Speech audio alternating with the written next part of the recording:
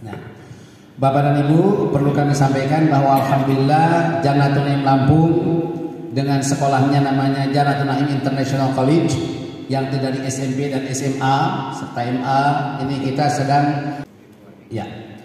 insya Allah sekarang ini kita sedang menggembleng guru-guru hafidz Al-Quran. Ya, kita sudah merekrut jumlahnya ada 20 orang guru-guru hafidz Al-Quran. Dan sekarang karena keseriusan kita dalam menciptakan, mendesain lembaga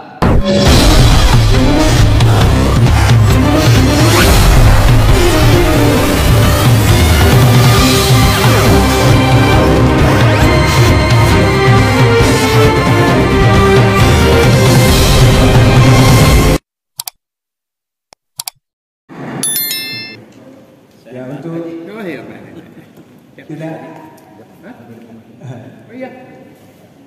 tidak berpanjang kalam, marilah kita awali pertemuan kita pada siang hari ini dengan sama-sama mengucap lafaz basmalah. Bismillahirrahmanirrahim. Selanjutnya langsung aja wa na'udzu billahi min syururi anfusina wa min sayyiati a'malina may yahdihillahu fala mudilla lahu wa may yudlil fala hadiya lahu. Asyhadu an la ilaha illallah wahdahu la syarika lahu wa asyhadu anna Muhammadan abduhu wa rasuluhu la nabiyya ba'da. Allahumma shalli wa sallim ala Muhammadin rasulillah wa ala alihi wa ashabihi wa man tabi'ahum bi ihsan ila yaumil qiyamah. Amma ba'd, fa ya hadirun ittaqullaha haqqa tuqatih wa la tamutunna illa wa antum muslimun. Al-Mukarram Dr. Amri Fatmi dari Aceh, alumnus Al-Azhar Mesir. Alhamdulillah salah satu guru kita di sini. Ayahanda Bapak Haji Dasril Sultan Bagindo selaku pendiri dan pembina yayasan, Bapak Dr. Yahya MPD selaku wakil ketua yayasan dan juga selaku ketua DKM Masjid Jannatul Naim Lampung, bapak-bapak dan ibu-ibu peserta kader mubalik serta para mubalik dari GMI yang kami hormati.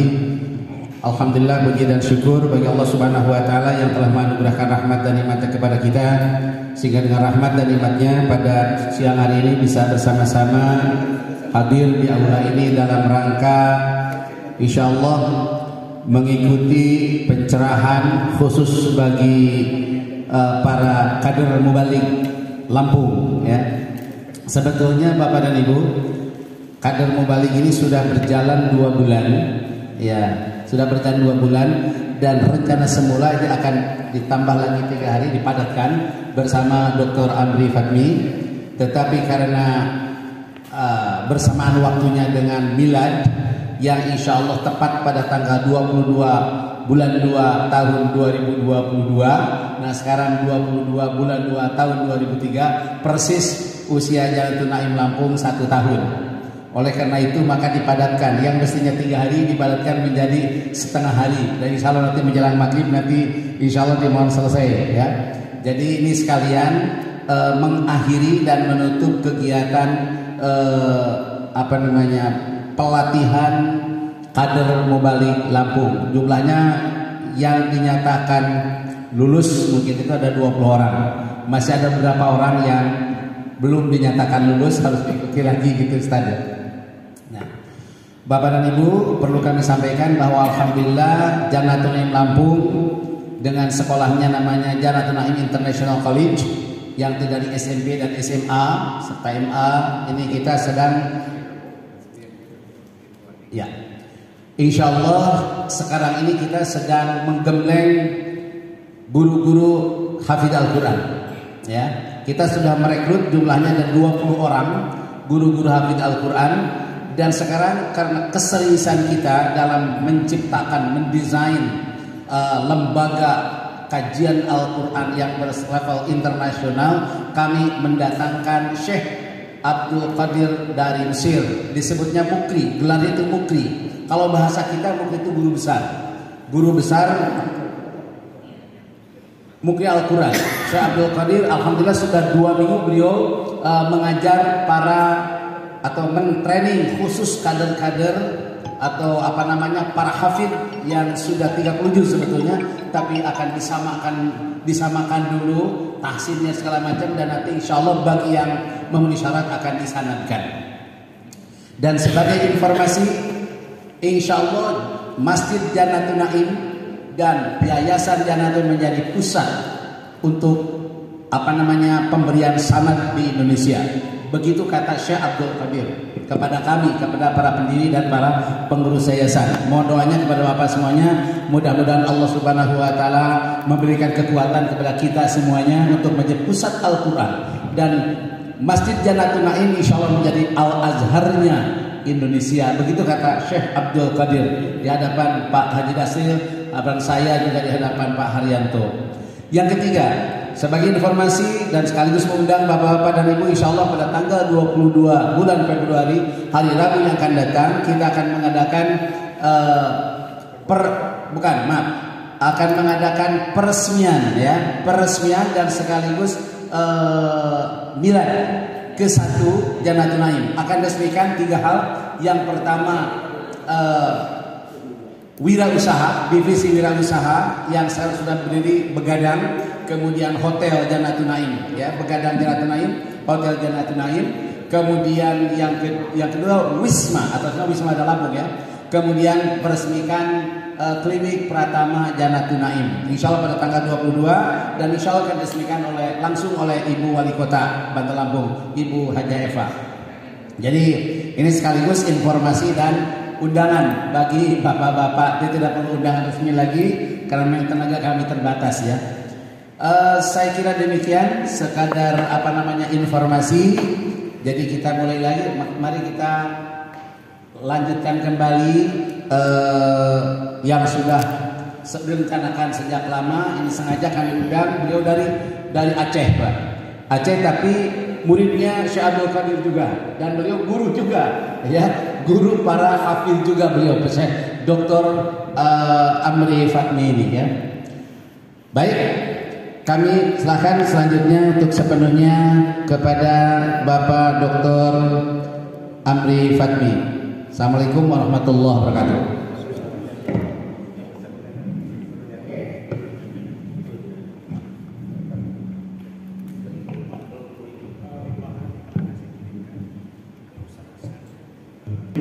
Assalamualaikum warahmatullahi wabarakatuh.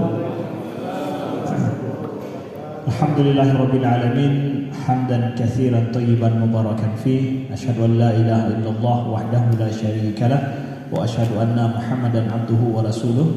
Allahumma shalli wa sallim wa barik ala sayyidina Muhammadin wa ala alihi wa sahbihi wa sallim. Subhanaka la ilma lana illa ma 'allamtana innaka antal alimul hakim. Allahumma alimna ma yanfa'una wanfa'na bima 'allamtana wa zidna ilma. Rabbi shrah li sadri wa yassir li amri wahlul 'uqdatam min lisani yafqahu qawli. Amma ba'du. Alhamdulillah, yang kita muliakan bersama ayahanda kita Bapak Haji Dasril Ustaz Bagindo yang dimuliakan Allah.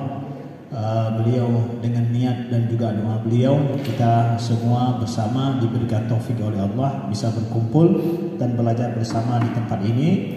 Kemudian kepada Bapak Dr. Yahya, Bapak Ujang yang dimuliakan Allah, dan kepada seluruh para asatizah dan ustazah yang telah menyempatkan waktu hadir dalam diskusi bersama tentang problematika dakwah.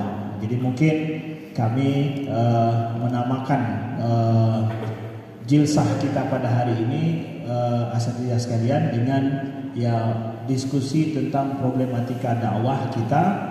Wujud kita semua punya visi dan juga memiliki kesadaran bersama akan pentingnya masalah dakwah dan problematika yang kita hadapi. Maka di awal-awal ini mungkin izinkan kami untuk memperkenalkan diri dulu. Maka kata orang tak kenal maka ta'aruf, tak kenal maka ta'aruf. Mungkin dari sini ada juga dari Al-Azhar, mungkin dulu pernah ada yang belajar di Al-Azhar mungkin ada.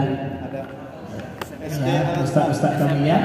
SD Al-Azhar. Waduh. Saya cuma S1, dari S1. Ini ada yang dari SD dari Al-Azhar, ada yang dari Matam lagi ya.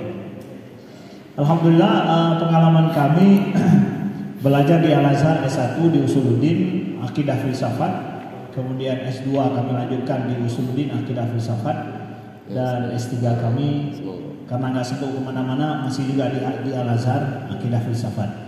Jadi beda dengan Ustaz Abdul Somad, beliau S1-nya di Al-Azhar, S2-nya di Maroko, S3-nya di Sudan.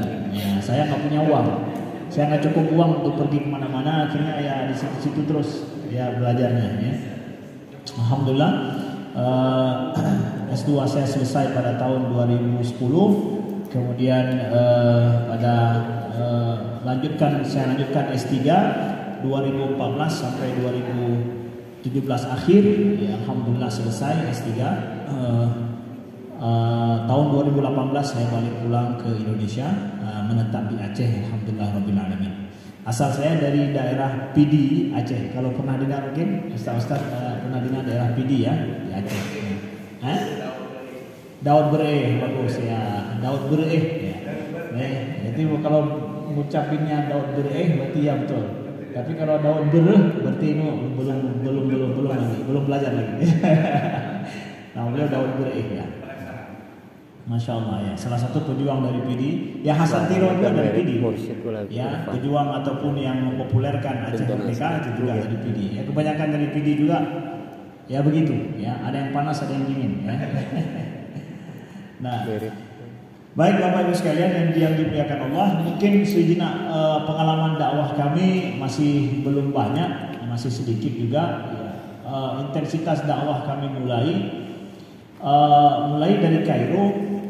Itu kami ada membuka atau membuat sebuah percontohan rumah mahasiswa, karena problem yang kami hadapi ini adalah belajar dari sedikit pengalaman ya. Ketika di Kairo ketika sampai tahun 2000 dulu, banyak kawan-kawan yang kami dapatkan, kawan-kawan itu banyak yang rasib bahasanya, tidak lulus di Al-Azhar. Jadi pergi, tapi banyak juga yang tidak lulus. Ya, padahal diharapkan pergi ke Al-Azhar, mereka pulang dengan membawa ilmu dan lulus di Al-Azhar membawa ilmu. Tapi banyak juga yang tidak lulus. Ya. Maka akhirnya kami berpikir, ini kita baru-baru di sini, jangan sampai kawan-kawan kita semua ada yang nggak lulus nanti pulang, malu kan? Nanti misalkan pergi berlima, 2 nggak lulus, 3-nya lulus. Jadi kan ditanya sama guru-guru kita, sama ustaz-ustaz kita nanti, kenapa ini nggak lulus, kenapa kamu lulus? Akhirnya kami sepakat untuk buat satu rumah, yang di rumah itu kita kreasikan ini semua harus belajar, nggak ada yang main-main. Kalau nanti ada yang mau tinggal bersama kita, juga itu yang mau yang betul-betul belajar, nggak ada main-mainnya di sini.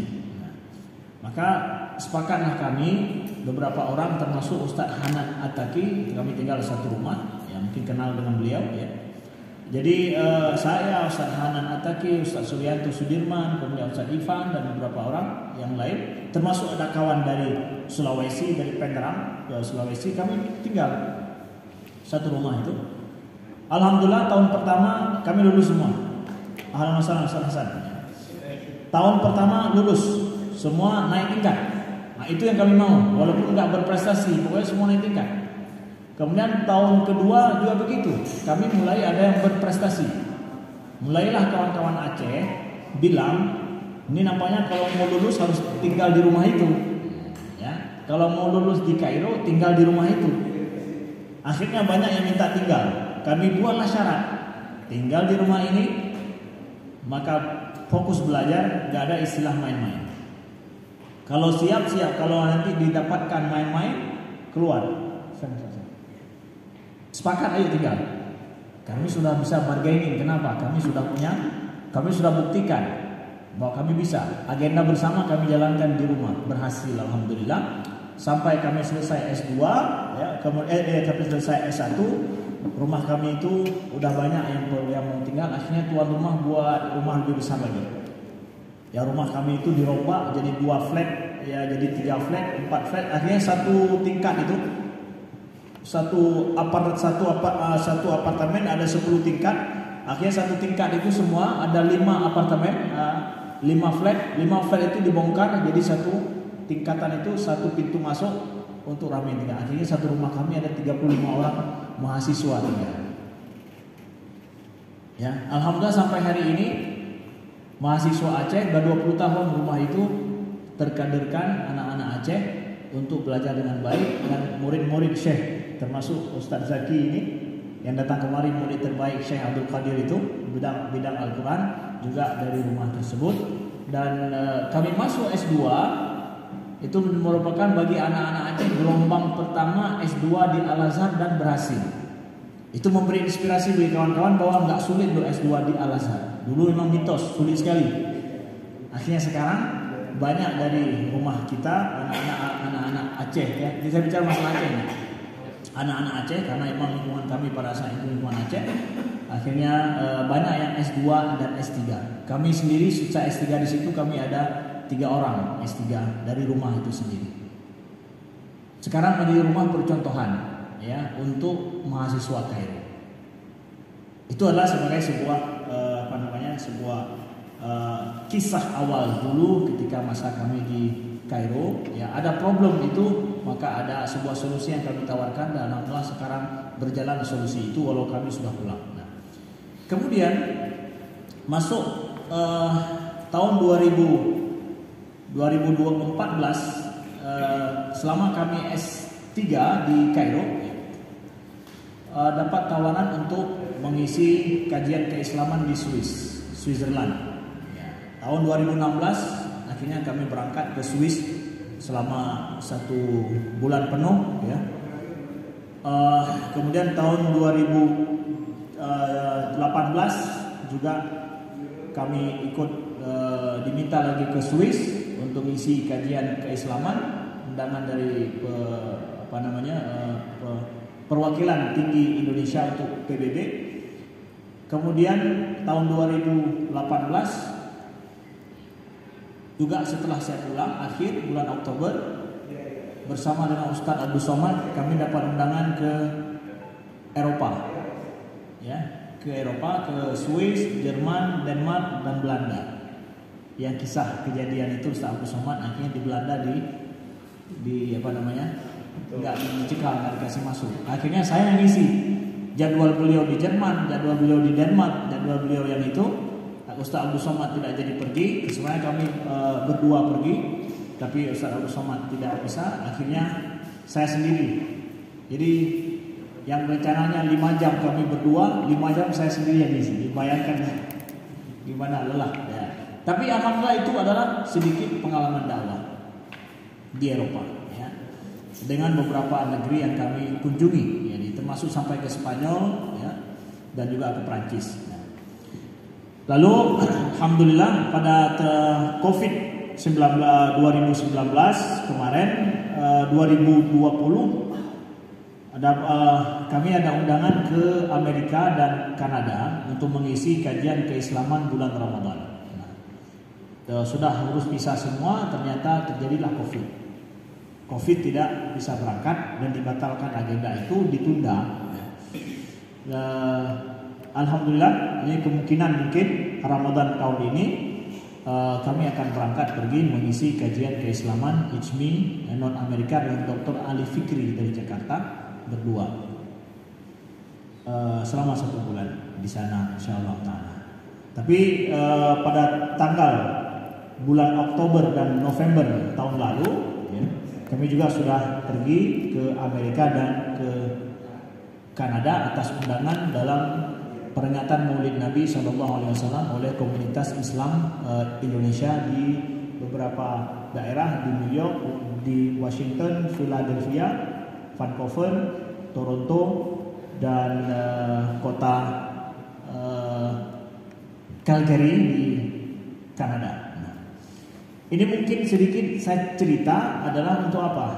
Untuk kita yuk diskusi kita tentang masalah dakwah. Kita diskusi masalah dakwah nih. Ya, kita duduk di sini diskusi masalah dakwah. Bagaimana kita bisa memahami problem dakwah nih? Ya dengan sedikit pengalaman yang ada. Kemudian kami cerita sedikit di Aceh, kami aktif di membuat majelis taklim seperti ustaz-ustaz mungkin ya, ada majelis taklim di masjid, ada kalau di Aceh ada juga di Munasah, masuk kampung juga ya. Kemudian ada yang kami buat juga majelis taklim atau kajian anak muda khusus. Kajian anak muda khusus itu kami kasih nama dengan akrab, kajian akrab ya. Kasih nama kajian akrab yang formatnya berbeda. Ya, formatnya berbeda. Kajiannya itu di kedai kopi, bukan di masjid-masjid. Kajiannya di kedai kopi. Kalau di Instagram mungkin bisa dilihat ya, akrab.in itu di antara beberapa kegiatan-kegiatan yang kami buat. Nah, kajian anak muda ini kami formatkan begini. Kalau kita melihat orang-orang yang perlu kita dakwahkan, lapisannya itu banyak. Bahasanya ada ring 1, ring 2, dan ring 3, ring 4 lah. Kalau ring 1 enggak kita ajak pun udah bisa pergi sendiri. Ke masjid itu enggak kita ajak pun udah pergi sendiri, sebelum azan sudah sampai.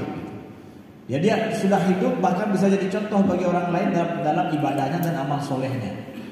Kemudian ada orang yang mungkin ya, ring 2 ini dia suka dengan Islam, cuma kadang-kadang lalai aja sedikit. Perlu kita ingatkan, perlu kepada tazkirah aja. Ya, itu cukup di masjid kita buat acara, kita undang, ada tabligh akbar, mereka datang. Walaupun hari-harinya nggak sering ke masjid, tapi buat tabligh akbar, buat acara, mereka datang. Datang mereka. Itu ring 2 tuh. Ring 2. Yang itu acaranya boleh buat di masjid-masjid aja, udah cukup tuh. Tempat ibadahnya udah cukup tuh.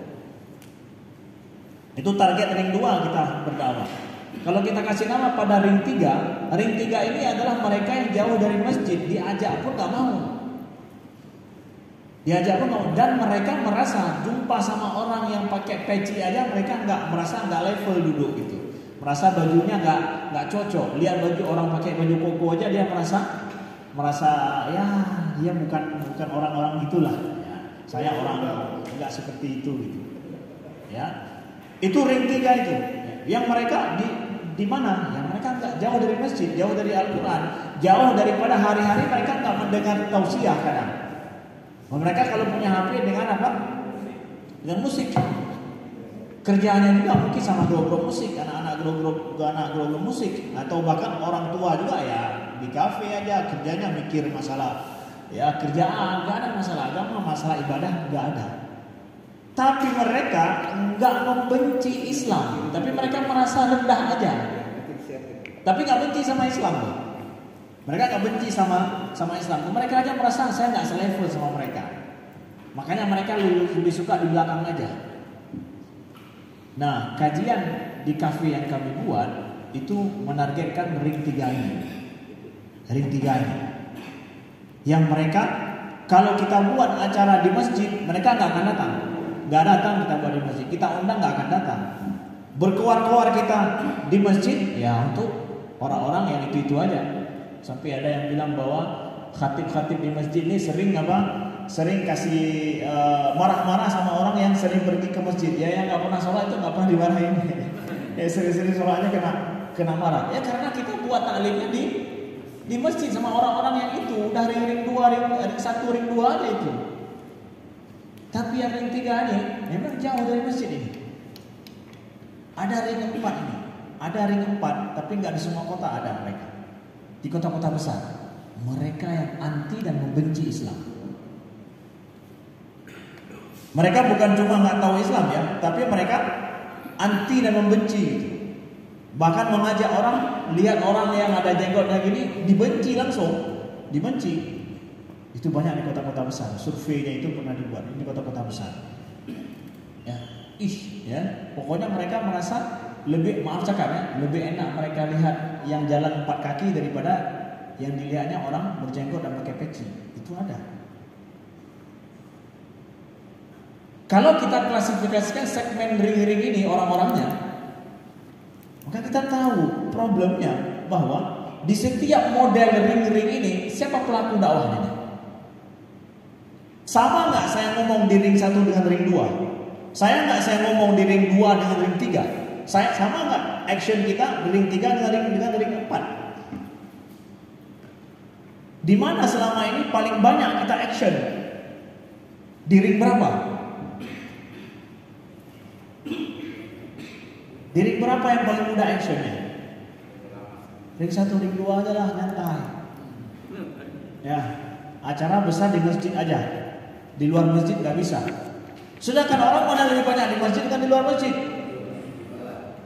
Nah, sekarang aplikasi ini, aplikasi TikTok, aplikasi IG, Facebook, media sosial. Ini Ustaz Hasan Al-Basri juga nanti kita minta pendapat beliau juga tentang masalah bagaimana mahasiswa. Beliau juga masuk untuk berdakwah mahasiswa Unila juga. Ya. Kita minta pendapat beliau, bagaimana pendapat beliau dan pengalaman beliau. Ya. Jadi platform ini, Facebook, IG, TikTok, kita memanfaatkan dakwah ini seperti apa? Dakwah melalui IG dan TikTok. Kalau kita bicara ceramah aja doang, ya, itu mungkin di Facebook yang udah bapak-bapak sudah tua-tua, ibu-ibu sudah tua-tua, tuh kena tuh di Facebook. Tapi kalau kita masuk ke IG, lain lagi caranya. Instagram, karena apa? Yang masuk Instagram macam-macam orangnya. Anak muda, tapi sudah ya macam-macam. TikTok lebih dahsyat lagi, ya, lebih bahaya lagi di TikTok. Cara kita buat aplikasi program-program di aplikasi TikTok juga harus berbeda. Kenapa? Model orangnya juga berbeda, segmennya itu berbeda. Sekarang sanggup gak kita mempengaruhi orang luar itu dengan sarana Instagram, Facebook dan juga TikTok? Kita nggak sanggup nih ngajak orang rame-rame ke masjid, saya nggak sanggup, nggak mampu. Kenapa? Di luar lebih banyak. Oke, kalau gitu kita pakai sarana Instagram ini, sarana TikTok, juga sarana Facebook yang terjangkau banyak orang, di tangan mereka akan terlihat. Bagaimana bagusnya format dakwah kita melalui medsos yang sesuai. Kalau tampil sampai ke tangan daripada anak-anak muda atau orang-orang ring 3, ring 4, itu sesuai dengan akal mereka, cara konsep pikir mereka. Sebagaimana kata Nabi, khatibun nas ala qadri uqulihim, bahwa berbicara dengan manusia sesuai dengan kemampuan akal mereka. Akal orang yang sering pergi ke masjid, sering ibadah, dengan orang yang benci sama Islam dan antipati dengan Islam sama enggak? Beda kan? Gimana format orang-orang dakwah masuk ke situ? Atau justru di situ orang musik berhasil, orang ngeband, orang ngerok itu berhasil masuk. Mereka lebih paham apa yang dibutuhkan oleh anak-anak muda di situ.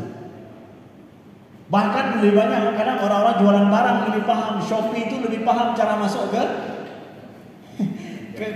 ring 3, ring 4 itu. Bahkan ring 1 kena juga Shopee ya. Dengan iklan-iklan mereka. Kita jangan berpikir bahwa iklan itu enggak dipelajari dengan psikologi orang. Semua ring-ring itu harus bisa masuk Shopee itu, ya. Orang jualan barang lebih mampu jual barang yang enggak penting menjadi penting dengan Instagram dan juga dengan platform media sosial. Tapi bagaimana orang dakwah yang dia tahu bahwa itu kepentingan dunia akhirat, hidup mati, tapi bagi orang kok gak penting rasanya dakwah itu ya. Sedangkan mereka jualan spray saja bisa menarik. Kita maaf cakap dalam tanda kutip ya, jualan sholat kok gak menarik. Jualan ini dalam tanda kutip ya, enggak saya maksudkan begitu. Jualan spray melalui media sosial menarik loh, dikemas dengan cara yang menarik, menyita daripada perhatian. Tapi kenapa jualan sholat gak menarik?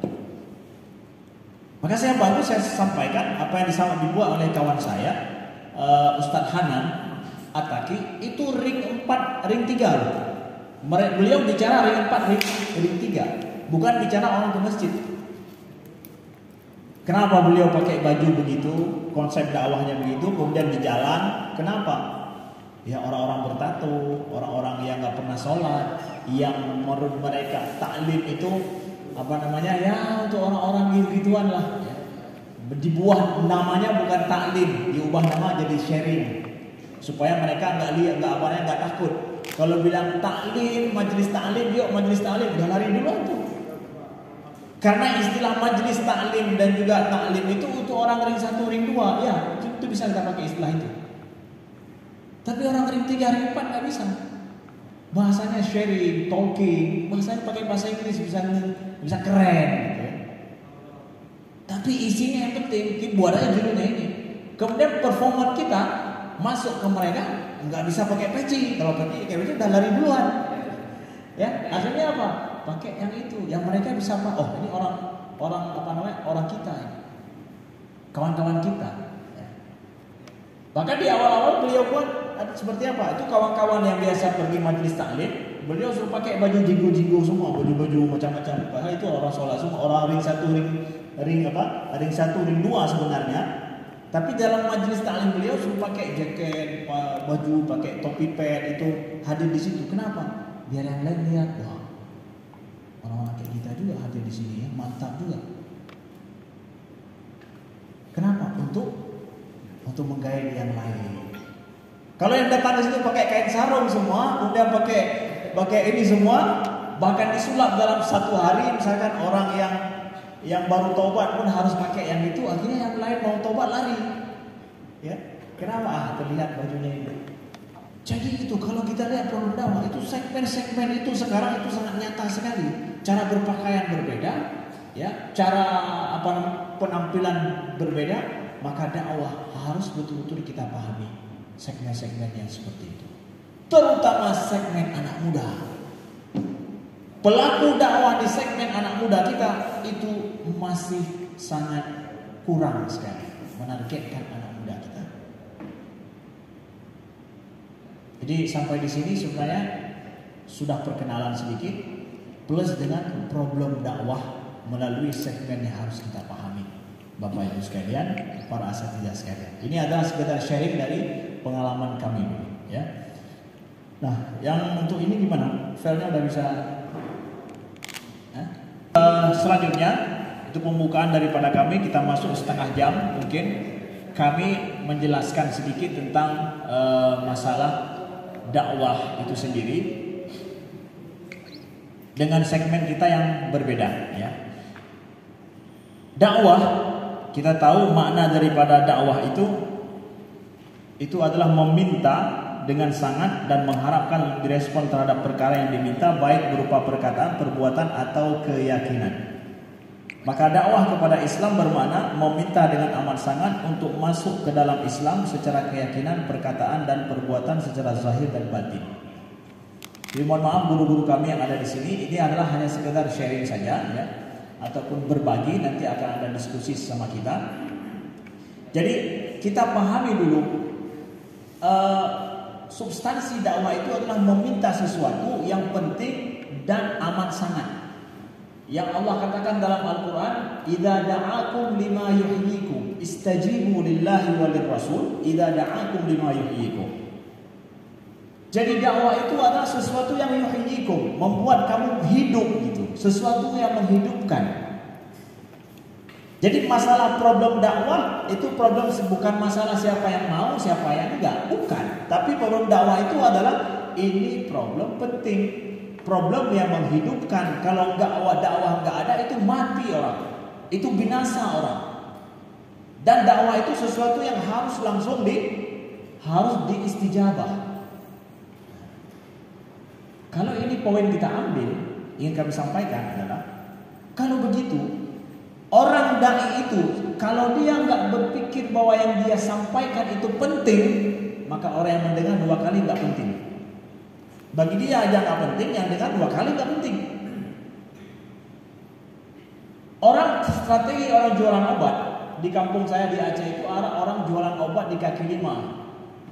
Dia Dia taruh gelar tikar semacam kertas ataupun plastik. Ada obat untuk panu, mungkin di Padang ayahnya juga ada ya. Obat panu kah, obat kutu kah, macam-macam itu ya. Dia gelar itu. Maka dia akan bicara dengan apa namanya, dengan retorika yang menarik, membuat orang di pasar itu berpikir apaan itu, nampaknya penting. Yang jauh datang kerumunin dia. Setelah kerumunin dia cerita masalah politik, dia cerita masalah macam-macam tuh. Pokoknya apa yang menarik menurut orang, dia cerita semua itu. Setelah itu dia jualan. Dia jual. Orang siap beli itu setelah dia cerita hal-hal yang menarik, siap untuk membeli obat dia karena yakin obat ini bisa bagus rupanya obatnya. Hanya mengandalkan apa retorika dia aja. Dia memakai strategi bagaimana dia yakin dengan apa yang dia jual sehingga orang yang dengar yakin juga untuk beli. Dalam berdakwah juga begitu. Kalau seorang dai gak yakin dengan apa yang dia sampaikan, maka yang dengar dua kali gak yakin itu. Disitulah salah satu kenapa dakwah itu jadinya gak menarik. Kenapa? Yang menyampaikan juga gak yakin nampaknya dengan apa yang dia bilang. Atau apa yang dia sampaikan itu gak relate mungkin dengan kehidupannya. Jangankan dia ngomong aja, emang dia pernah buat begitu. Orang mulai ragu.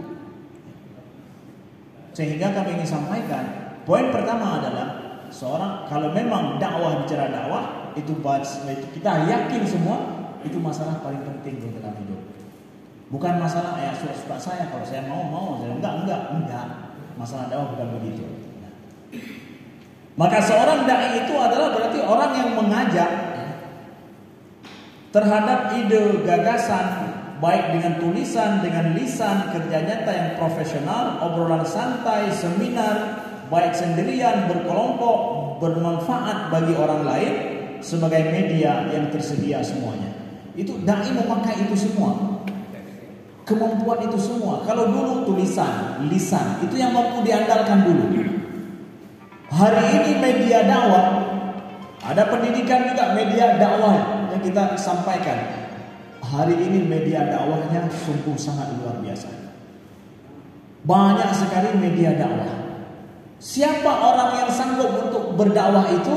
Orang yang merasa ada ide dan gagasan yang harus dia perjuangkan. Ustaz, kalau begitu banyak sekali ide yang harus kita perjuangkan. Ekonomi kita ada, politik kita ada, sosial kita ada, kemudian permasalahan permasalahan keluarga juga kita ada. Luas sekali. Setiap seorang dai dia punya satu ide gagasan solusi bagi umat. Saya punya ide gagasan solusi masalah keluarga. Saya punya paham masalah fikih keluarga. Saya suka belajar masalah keluarga, problem-problem keluarga. Ayo kita menjadi dai di bidang masalah keluarga. Fokus di bidang itu, silakan buat markas Islam, buat tempat pendidikan yang mempersiapkan keluarga sakinah bagi orang lain. Saya tidak bicara masalah politik nih, bicara ini aja. Silakan kasih satu solusi untuk masyarakat di bidang itu. Maka anak-anak yang belum menikah di tempat saya, dia akan belajar tentang bagaimana ilmu rumah tangga. Orang-orang yang akan cerai, maka dia akan pergi ke tempat saya untuk bicara masalah konsultasi keluarga mereka. Kita sedang berdakwah. Yang menurut saya yakin di bidang itu. Silakan. Ya, apa yang kita sanggup, apa yang kita miliki. Nah, kemudian kita lihat, saya nggak bicara masalah istilahnya. Bagaimana strategi sedikit daripada Al-Quran para anbiya dalam berdakwah dulu. Mungkin filenya sudah ada ya? Pindah ini. Dikirim ya? Sudah. Saya bicara sedikit tentang strategi dakwah Nabi Nuh alaihissalam. Strategi dakwah Nabi Nuh. Ya. Kita lihat strategi dakwah Nabi Nuh. Kita akan melihat bagaimana Nabi Nuh alaihissalam, umur beliau lebih daripada 1000 tahun ya, yang kita tahu dalam Al-Quran. Ya. Strategi beliau yang pertama adalah fokus dakwah pada tauhid Allah dan menyembah Allah. Dan ini titik prinsipil dan perbedaan utama antara keyakinan kaum beliau. Nabi Nuh ketika berdakwah, beliau memulai dengan masalah akidah, masalah tauhid. kita seorang pendai bisa belajar dari Nabi Nuh bahwa apa sih perbedaan antara Islam dengan yang lain, itu harus jelas dari seorang dai dulu. Jangan nampak abu-abu, jangan hitam dan putih. Kita tahu, kita ambil yang putih nih, yang benar, hak, tidak ada ragu di dalamnya. Kita yakin dengan itu. Maka masalah akidah, masalah tauhid, maka ini adalah masalah pertama yang harus jelas bagi seorang dai, bagi dirinya. Selanjutnya itu yang dia dakwahkan kepada siapapun. Ya. Allah berfirman, laqad arsalna Nuhan ila qaumihi faqala ya qaumi ibudullaha ma lakum min ilahin ghairuh inni akhafu 'alaikum 'adzaba yaumin 'adzim. Itu yang didakwahkan oleh Nabi Nuh. Sesungguhnya kami telah mengutuskan Nuh kepada kaumnya, lalu ia berkata, wahai kaumku, sembahlah Allah, sekali-kali tidak ada Tuhan bagimu selain Allah. Sesungguhnya kalau kamu tidak menyembah Allah, aku takut kamu akan ditimpa azab hari yang besar. Nah, masalah akidah, masalah tauhid, jangan kita merasa ragu untuk menjelaskan masalah tauhid prinsipil dalam dakwah. Nah, ini penting. Kemudian Nabi Nuh bertindak sebagai penjaga kaumnya dari segala azab dan menyayangi kaumnya. Selanjutnya, seorang dai harus nampak beliau itu sayang kepada orang yang dia dakwahkan. Itu harus nampak.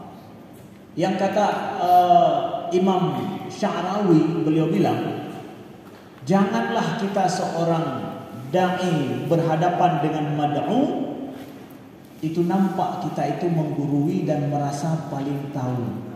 Itu bahaya itu. Ya. Itu bahaya. Nampak kita menggurui dan merasa kita lebih banyak tahu. Terkhusus untuk anak muda, Bapak-bapak Ibu sekalian yang dimuliakan Allah. Kami sudah punya pengalaman dalam mendakwahkan anak muda.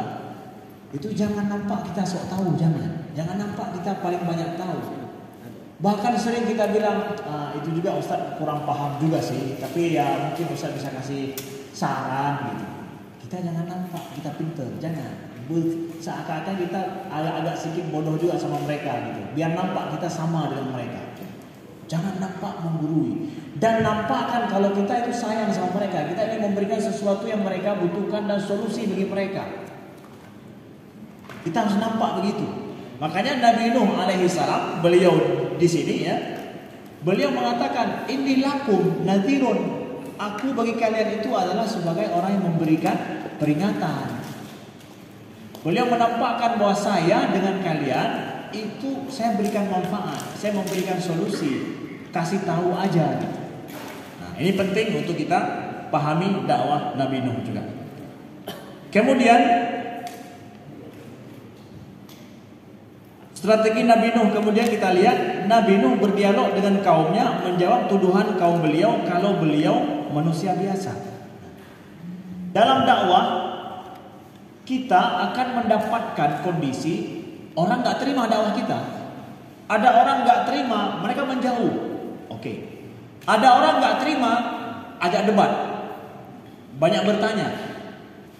Yang merasa bahwa gak senang mungkin dengan apa yang kita sampaikan, gak percaya, mereka debat. Sekarang bagi dai-dai kita, kalau ditanya sama jamaah diajak debat, merasa gak yakin dengan apa yang kita sampaikan, gimana perasaan kita? Siap untuk menjawab atau merasa jamaahnya ini jamaahnya ini gak beres ini ya, besok-besok mau saya datang lagi ibu, atau bahkan dimarahin jamaah itu, dibikin malu di depan jamaah yang lain. Oh jangan, gak begitu ya. Kita harus siap secara mental untuk menjawab dengan baik dan bijak, walaupun dia kadang bikin kita marah, ya, bikin kita marah. Kalau kita nggak tahu menjawab secara bijak, ya udah, wallahu a'lam. Mungkin saya nggak bisa jawab, ilmu saya terbatas. Apalagi masalah yang kita nampaknya ditanya adalah masalah yang kalau kita jawab bikin masalah lebih besar nampaknya. Ya, udah lebih baik. Ilmu saya masih sedikit, belajar cuma di Indonesia, belajar cuma beberapa negara, belum sampai seluruh dunia saya belajar. Jadi saya belum mampu menjawab masalah itu. Mudah-mudahan sampai ilmu saya suatu saat saya boleh kasih penjawaban yang lebih baik. Ya udah, lebih baik wallahu a'lam aja. Tapi sekali lagi mental kita harus siap untuk menjawab. Nabi Nuh alaihi salam ya. Faqala al-mala'u alladhina kafaru min qaumihi ma naraka illa basharan mislana wa ma naraka ittaba'aka illa alladhina hum aradiluna badiyar ra'i wa ma nara lakum 'alaina min fadl bal nadhunnukum kadhibin. Waduh. Ini kaum Nabi Nuh menuduh lagi Nabi Nuh. Udah enggak percaya sama Nabi Nuh. Dia tuduh lagi Nabi Nuh. Dituduhnya apa? Ya nuduhnya enggak sembarangan orang loh, pemuka-pemuka kaum Nabi Nuh. Kami tidak melihat kamu melainkan sebagai seorang manusia biasa seperti kami, dan kami tidak melihat orang-orang yang mengikuti kamu melainkan orang-orang yang hina dina di antara kami yang lekas percaya saja, dan kami tidak melihat kamu memiliki sesuatu kelebihan apapun atas kami. Itu kan mesti tidak percaya sama Nabi Nuh. Nabi Nuh itu, kau Nabi Nuh manusia biasa, yang ikut kamu itu orang-orang bodoh, orang-orang hina, kan? Kemudian nggak ada kelebihan engkau wahai Nabi Nuh dibandingkan kami. Kami lebih diberikan harta mana? Orang-orang yang ikut kami orang-orang hebat, orang-orang pintar, orang-orang terpercaya di masyarakat. Yang ikut kamu orang-orang gitu. Ini kan menghina sekali terhadap Nabi Nuh. Bagaimana kalau kita kejadiannya seperti itu, dihina? Nggak percaya sama kita, ajak debat lagi, gimana? Ya. Kita lihat Nabi Nuh menjawab. Ya. Qala ya qaumi ara'aytum in kuntu ala bayyinatin min rabbi wa atani rahmatan min indihi fa ummiyat alaikum anulzimukumuha wa antum laha karihun. Dengan mudah Nabi Nuh menjawab sesuai dengan prinsip beliau. Beliau nggak jawab bahwa saya, enggak ada yang ikut saya. Beliau nggak jawab itu. Nggak perlu dijawab semua tuduhan. Tapi apa juga prinsipnya apa itu dipegang. Apa kata Nabi Nuh? Wahai kaumku, bagaimana pikiranmu jika aku ada mempunyai bukti yang nyata dari Tuhanku dan diberikan aku rahmat dari sisinya, tetapi rahmat itu disamarkan bagimu? Apakah akan kami paksakan kamu menerimanya padahal kamu tidak menyukainya?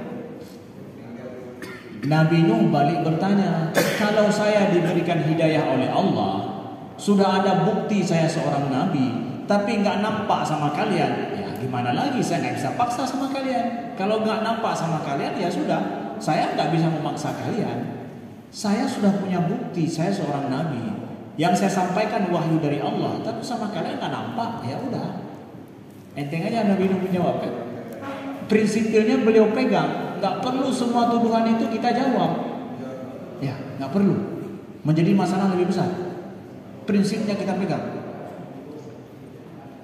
Kemudian Nabi Nuh lagi berdialog menjawab tuduhan terhadap kaum beliau dianggap orang rendahan dan hina. Beliau jawab lagi, wa ya qaumi la as'alukum alaihi mala in ajriya illa 'ala Allahi wa ma ana bitaridil ladzina amanu innahum mulaqu rabbihim walakinni arakum qauman tajhalun. Nah, Nabi Nuh kemudian bilang apa? Wahai kaumku, aku enggak minta uang sama kalian.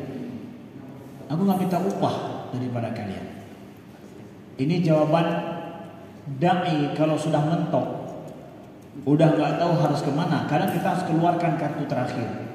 Saya nggak cari uang di sini ya. Apa yang saya bilang ini saya nggak cari uang. Itu orang semua akan terdiam. Karena banyak orang memikir bahwa nih ngomong sana sini pasti banyak uangnya, cari uang nih, dibayar nih. Amplop basah ya. Kalau Pak kami basah nggak mau, dia kering-keringin nggak mau. Hah? Ya, Ustadz dibayar itu, ya. Ustadz dibayar tuh ngomongnya karena dibayar. Coba kalau nggak dibayar pasti nggak akan ngomong gitu. Maka dakwah yang paling efektif akhirnya kita tahu daripada para anbiya adalah orang yang tidak mencari uang di jalan dakwahnya. Maka apabila terjadi tuduhan miring terhadap kita, prinsip itu menyelamatkan hidup kita. Tapi kalau seandainya dalam berdakwah, na'udzubillah, orang memang mencari uang dengan dakwah, ketika tuduhan terhadapnya datang, bertambah lagi permasalahannya. Maka hati-hati sekali kalau berdakwah justru mengandalkan uang dalam berdakwah. Mungkin contohnya sudah ada, kita lihat ya, yang dengan dakwah mengumpulkan uang ketika bermasalah jadi berat masalahnya.